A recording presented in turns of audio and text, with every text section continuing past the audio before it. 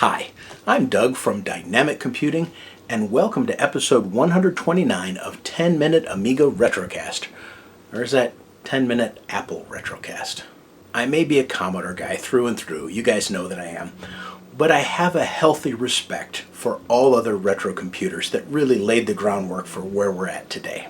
And I actually own several. Now, everything else, obviously, pales in comparison to the undisputed and the absolutely incredible champion of retro computers, the Timex Sinclair 1000, based around the Sinclair ZX81, something like that. Absolutely the best computer ever created. Now, if you'll excuse me, I've got to go prop open a door. Now, when I was but a wee lad of maybe 11, 12 years old, I was familiar with computers like the Commodore PET. We literally had one Commodore PET that was shared amongst the entire grade school on a cart, brought room to room once a week, and we could play on the computer. It was actually really cool.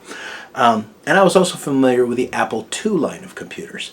Now, I used to use an Apple II. Me and my buddies would go to the public library. We'd literally walk to the public library, and with our trusty handy-dandy library cards, we could rent space on the Apple IIs for like an hour at a time, and we could go in there and play games and do things like that. It was actually a lot of fun getting ready to go down and spend the afternoon at the library to play in the Apple IIs in like 1981 and go down there and pretend that we were enjoying playing those educational games they had that were trying as hard as humanly possible to look like fun arcade games. Now, in middle school and high school, we had computers. We had a computer lab, but it was a crazy computer lab. I mean, we had, over here, we'd have an Apple II. Oh, then we'd have an IBM PC. Then we'd have maybe an Atari. Then we'd have a Commodore 64, and it was just a hodgepodge of computers. But that was actually kind of cool. I always picked the Commodore 64s, of course, because I was using, at first, my Commodore VIC-20 at home, and then a couple of years later, my Commodore 64. But at that time, we had Apple IIs, and we'd use those every now and again. Now, here's a shocking truth bomb. Oregon Trail, I don't recall ever playing a full game of it in my life. Yeah, it was there. It was on the Apple computers. I even had them on the Commodore computers. But I don't know, I just thought it was kind of dumb back in the day. I'm thinking of these games I had on my VIC-20 and my Commodore 64, and like, oh look, it's a little slow animation of a dude on a little cart there, and he's going to get dysentery. Pass. Let me go home and play some Miss Pac-Man. Now, throughout the years, throughout the early 80s, mid-80s, and on into the 90s, I continued to laugh at my Apple's friends' expenses, the things that they paid for their Apple products, watching them drop thousands of dollars on computers that were less advanced and less fun than the ones that I had back in my house. You know, they're dropping $1,500, $2,000, $2,500 on an Apple IIe and a monitor and a disk drive. And I'm like, yeah, my Commodore 64, it kind of runs circles around it. And then I got my Amiga a couple years later, and the Macintosh was out, and I was laughing my fool head off at my friends who had Macintoshes. Oh, you spend $2,500 on a tiny little black and white screen with two colors, but it's got that sound effect that goes quack, so that makes it worthwhile. And I would just laugh my fool head off when the software came out that allowed you to run actual Mac OS on an Amiga, like Shapeshifter and Emacs and Mplant. And it was hilarious because it was truly faster than running it on a Macintosh. And then there's the old joke, how do you get a Macintosh to multitask? Run it on your Amiga. Everyone laughed. Everyone clapped. And you know what? I'm still laughing at people who drop $3,000, $4,000, $5,000, $6,000 on these Macintoshes. And these are some of my customers who are buying these things. I'm just laughing and thinking, yeah, my $1,000 laptop at home, yeah, it runs circles around your Macintosh as far as software and compatibility and performance. But you do you. But as I said, I respected the Apple II technology, and I really do appreciate the role that it played in computer history. So with that, I introduce you to a new visitor to the 10 Mark Labs, a beautiful Apple IIe computer with a dual disk drive, that's the Apple DuoDisk, and a really nice monochrome monitor. So she's in really good physical shape, just absolutely beautiful physical shape. Little bit of yellowing. You're going to see a little more of the yellowing in a minute, but overall, this thing was a little gem. Let me tell you how I found it. So one of my patrons, George Rosansky, he'd messaged me about a year ago, and he said that he occasionally makes the trip from Michigan, where he lives, down to Phoenix for work. He's got a place in Phoenix. And he said sometime on one of his trips, he wanted to make a trip down to Tucson so we could go look at the IIe surplus store together. Now, that's the surplus store I've mentioned on here and on Twitter a couple times. It's where I found my beautiful pet CBM 8032. It's where I found that awesome haul of Commodore 128 goodies. I'll put a link to it right there. So yesterday on Friday, we finally got a chance to meet up. So we meet at the IIe surplus store. And of course, the first 30 minutes, he and I are just shooting the breeze, having a good time, getting to know each other, which is great.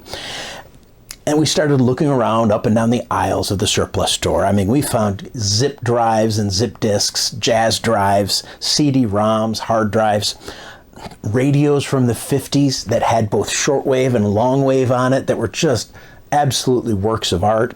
Some really, really awesome jukeboxes from the 80s that still had the 45s on them with some cool music on it. It was really fun. And I was telling him the story about when I picked up my pet CBM 8032. I told him I'd walked up and down the aisles 3 times, hadn't found anything I liked, just about to leave the store, and all of a sudden I glanced down. There's this pet computer that I'd literally walked past 3 times and hadn't noticed. And I'm like, okay, that's mine. So I just got done with that story, and we're kind of wrapping things up. You know, it's getting late in the day, and he's got to go back to Phoenix. So we decided to take a stroll down by the new tool department. Just, you know, this is 5-6 aisles away from the retro computers. We're walking down by the new tools, and here sitting next to some airplane radios and like some pieces of airplane wings, here's this Apple IIe with a beautiful DuoDisk drive and a beautiful monitor just sitting right there. We're like, wow, you know how close we were to just completely missing that thing? Well, I turned around and I tried to walk away because you guys know what happens. You catch your eye on this retro thing, you're like, I don't need it, I don't want to spend the money on it, I don't have room at home, the wife would kill me. But then that other voice in your head that is far, far louder says, yeah, but it's cool and you want it. And you know, that voice wins.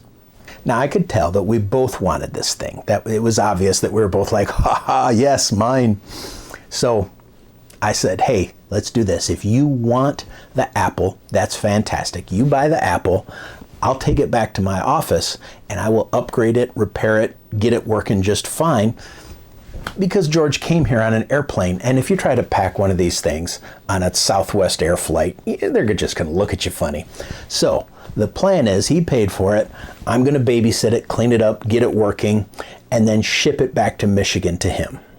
So we took it up to the front counter. We hooked it up to electricity, booted it up, fiddled with some cables, fiddled with the screen a little bit, and after a minute, there's our Apple II logo. So it at least mostly works. So he bought the little beauty, and I packed it up in my car, took it home. We're going to do some videos on it, fix it up, and then ship it back to George in Michigan. Win-win. So the Apple II and the Apple IIe computer are awesome because they are so easy to upgrade and expand. Literally, you just pop this little lid off right here. We'll set that aside. And there's the guts of the computer for you to upgrade or repair as you see fit. So they're super easy to open and upgrade and add things to, just like today's Apple products, right? Let's take a gander at the inside the motherboard. The Apple IIe, has about half the chips as the original Apple II and Apple II Plus. They concatenated a lot of these things into fewer and fewer chips. The other cool thing, if you notice, is that all of these chips are basically socketed. That includes even the little RAM chips down here. All of them are socketed, so if we have any problems, we can just get replacement chips and get her patched right up. Now, the other cool thing that is not so common on 8-bit computers, you know, besides like the IBM PCs, are these expansion slots. The Apple was known to have some really nice expansion capabilities. Now, that sounds great on the surface, but it also could be kind of a drawback, because when you got the original Apple II, you might have, here's the computer, there you can plug a tape cassette into it, and you can plug the monitor in, and that's it. You want a floppy disk drive? Okay, you have to buy the floppy disk drive with a controller and add it in. You want the real-time clock? Okay, you add a new card for a real-time clock. Oh, you want a serial port? Oh yeah, like we have on like our Commodore computers, so it can connect to serial devices. Now you have to go buy a card for serial. Oh, you want parallel? Oh yeah, go out and buy a parallel card.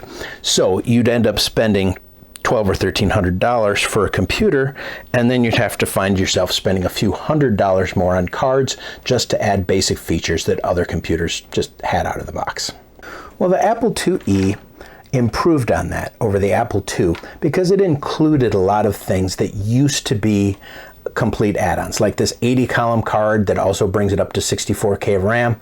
This was included with it. I think it might have also included one or two other little cards that added features to it, and they put some other features in the motherboard that were not available on the Apple II without a card. But the downside to that is then the computer was $2,000 instead of the $1,300 of the Apple II, so it's still expensive. So what does this little guy have in it? What did it ship with when we picked it up? Well, this is the Apple II DuoDisk card.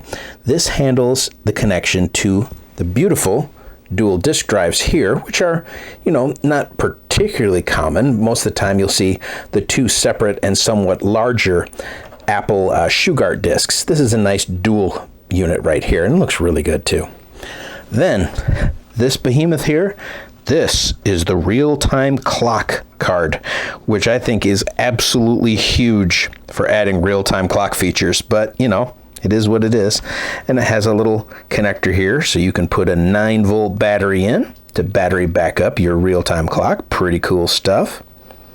This has like a 30 or 40 page manual with it. There's all kinds of stuff you can do with it. It's crazy. Here we have some kind of serial card. This is a serial interface card for adding serial ports. This one, I haven't really paid attention to what it does, but it's probably something dandy and magical. Oh, I think that's a parallel port card, come to think of it. Here, this is included. This is the 80-column card that allows the Apple to display in either 40-column or 80-column, and these came standard on the Apple IIes. That, of course, leaves a couple of slot opens for further expansion. Now, here's the power supply right here. These generally are well-trusted power supplies that last a long time, except for the REFA capacitors in it. Here's a picture of a REFA right here. What happens is those little beautiful yellow capacitors after 30 or 40 years, they, explode, and they blow out this huge cloud of smoke, and they stink like evil, and you think you've just absolutely destroyed your computer when all that's happened is it's blown a REFA, and you just pull it out and put a new one in. So I am going to definitely replace the REFA on this one. Currently they're working now, but they will fail. The more I turn it on and off, the more chances it has to fail.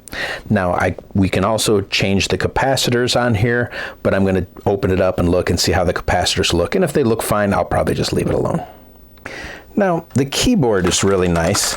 Apple keyboards have a nice feel to them, pretty clicky and a good responsive feel. This is actually an incredibly clean looking keyboard, although I have not opened it up to see if there's, rat's nests and spider eggs in here, but we'll see. Now, one of the benefits of the Apple IIe that shipped in 1983 is it allowed you to actually use, this is amazing, lowercase letters instead of just the capitals of the Apple II. Now, completely ignore the fact that the PET had lowercase letters and graphics since 1977, and the VIC-20 that came out 2 years earlier had beautiful lowercase letters. Hey, Apple, you're really moving quick. Nice job. Now, if we look around the back, you see this is for the floppy disk. Here's a connector for the video, composite video. These look like a tape drive port here. This is some kind of add-in serial port. No, I think that's built in. That's built in. there's a serial port that was added on. Here's a parallel port. But you see one of the disadvantages in that these are not standard card slots in the back. They're these punch outs, so you kind of had to fit the card in just at the right place to take advantage of these punch outs. But it was certainly better than the old way the Apple II did it, which was a lot messier. But you do find a lot of things like, just raw cables hanging out the back of Apple IIs and Apple IIes. It's just kind of the way things were. Now the Apple DuoDisk drive is actually kind of cool. It's really beautiful, and it's a lot smaller than the single drives, which normally were about, yay tall. They use the Shugart mechanism. Now Apple drives are known to be really kind of dumb drives. They're just the physical mechanisms in here, and all of the brains and control are done through software and through the expansion card. The other cool thing is even though this is 2 drives, there's no power cable for these.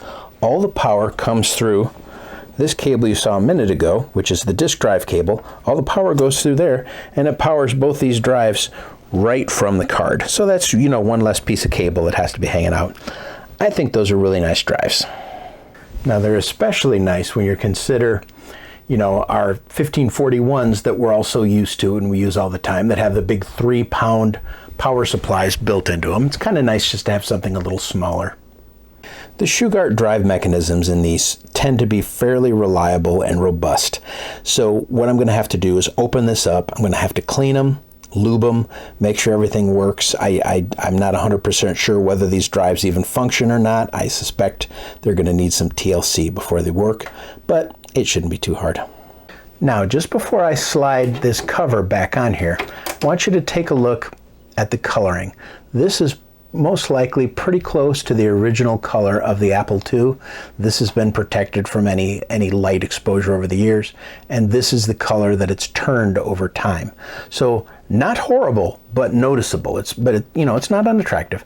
So I'm going to first start out with a little cleaning, see where we get, and then we'll do some maybe some sun brighting on here to see how clean we can get it. But I'm going to go ahead and put this lid back on. I'm going to take the device here, put it back on top, and we're going to see what she does when we go to turn her on. Let's take a quick look at the monitor though. This is a green screen monitor, which were pretty popular back in the day, like 12-inch.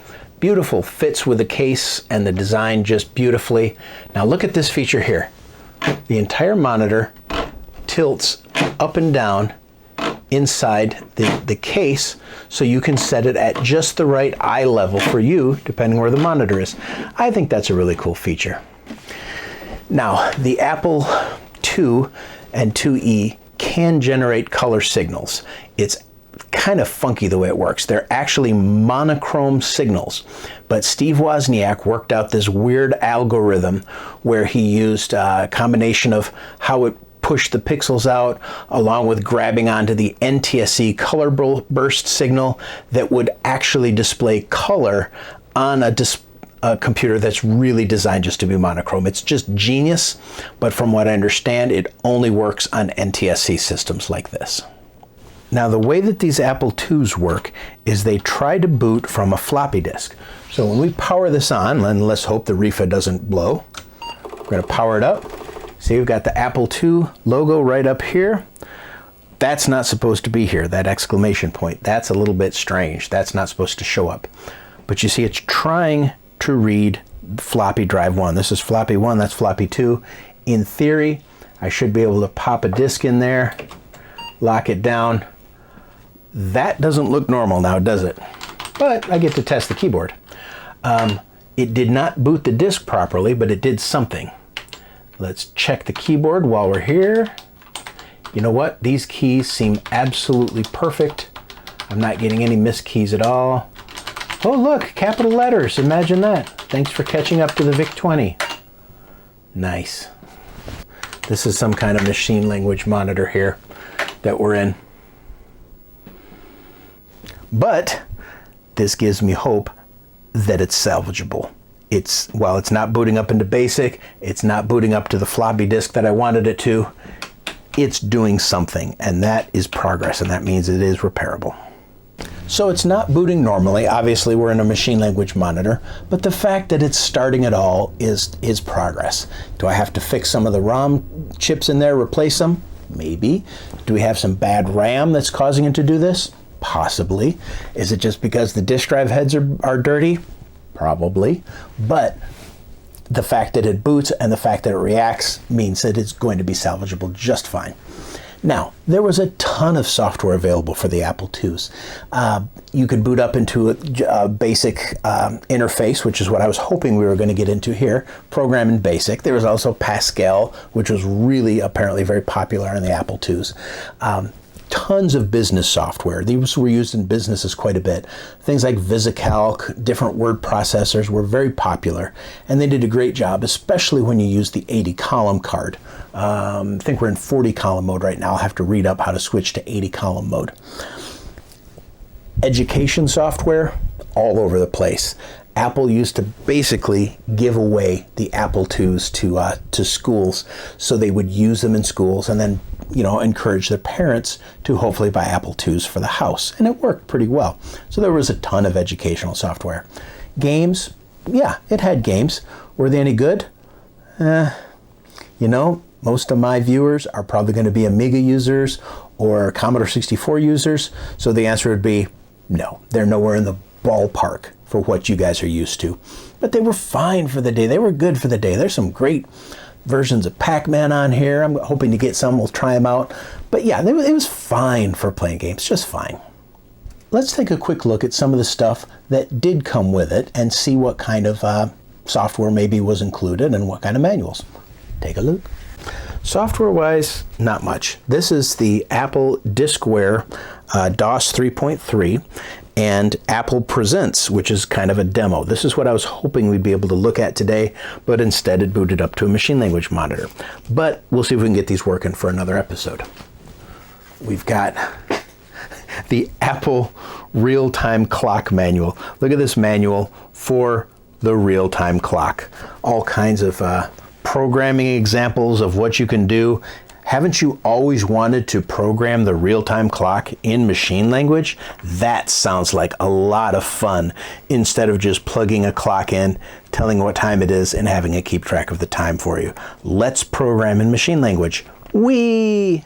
Beautiful manual for the serial card that came with it. Again, huge amount of information on how to program for the serial card, how to use it for terminal emulation. Really good stuff.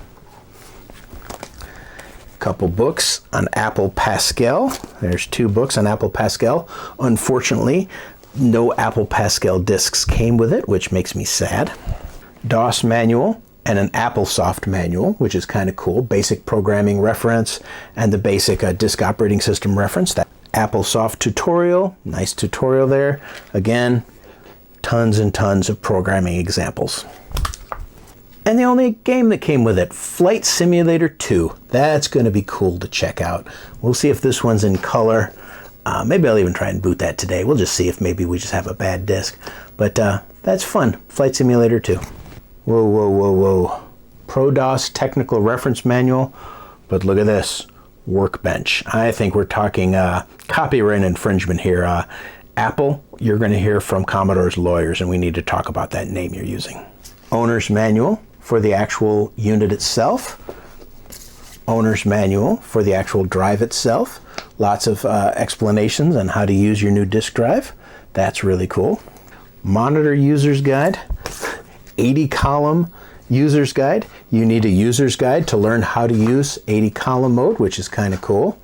Lots of information in there. And more ProDOS manuals. I'm sad it did not come with more floppy software, but such is life. We'll get some. Now, just for giggles, I have the Flight Simulator software in here. We're going to see what happens when we try to boot. On she goes, Apple II, and random dots on the screen. Then an error message that says 22ID35. I bet that means something. I'll probably be able to figure out what's going on by checking that error message. So that's a bit about the Apple IIe that we found local in Tucson. $225, I think, is a good price for this whole kit right here, including all those manuals. You buy the parts separately, you're going to pay a lot more than that. So I think it's a fair deal. We got some work to do on it. I want to replace the REFAs in there before the power supply blows. And obviously, It's not booting up correctly. I don't think it's supposed to get those little exclamation marks in the screen when it tries to boot. Could it be just a problem with the floppy? Maybe. We'll take it apart and see. I'm also going to remove most of the chips, give them a good cleaning, pop them back in there. When I looked, there may have been just a little bit of maybe oxidation on some of the chips. That may be the problem. Hard to say how long the monitor's going to last. When I power it on from a cold start, totally cold, it takes like a minute and a half before I get a display on the screen. It rolls around, this green image rolls around, and then boom, pops into place, looks perfect.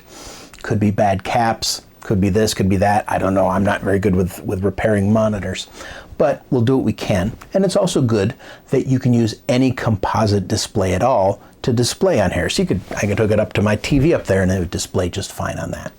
Now my plan, replace the REFAs in there, clean up the system, physically and internally clean up the system, get it as stable as humanly possible, pack it up, ship it to my buddy George. Adding an Apple IIe to my personal collection would be fun, but I don't think I'd ever particularly use it. I've got a gorgeous TI-99 4A 2 feet away from me. Haven't had it turned on in a year. Not that I don't like it, it's just I got so much to do with Amiga and Commodore stuff, there's just no free time. So I love it, but I'm glad that it's just going to be a visitor in my in the Tenmark labs and then go on to a real owner who's going to get some use out of it.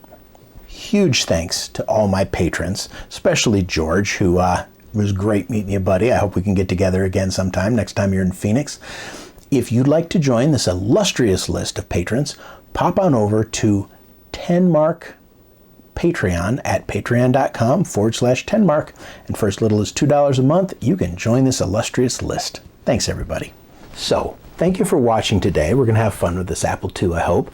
I appreciate everything you guys do for me. Please follow me on Twitter and Instagram. I'm fairly active on both of them. But until next time, this is Doug from 10-Minute Amiga Retrocast, signing out. And see? Look, I fixed it. Working perfect now, isn't it?